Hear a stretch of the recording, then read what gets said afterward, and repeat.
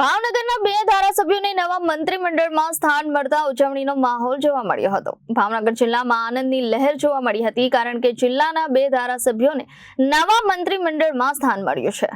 ભાવનગર જિલ્લામાં આનંદની લહેર જોવા મળી છે, કારણ કે જિલ્લાના બે ધારાસભ્યોને નવા મંત્રીમંડળમાં સ્થાન મળ્યું છે। ભાવનગર ગ્રામ્યના ધારાસભ્ય અને પૂર્વ મંત્રી પુરુષોત્તમ સોલંકીનું મંત્રી પદ યથાવત રાખવામાં આવ્યું છે, જ્યારે ભાવનગર પશ્ચિમના ધારાસભ્ય પૂર્વ પ્રદેશ અધ્યક્ષ અને પૂર્વ મંત્રી જીતુ વાઘાણીને પણ નવા મંત્રીમંડળમાં સ્થાન મળ્યું છે।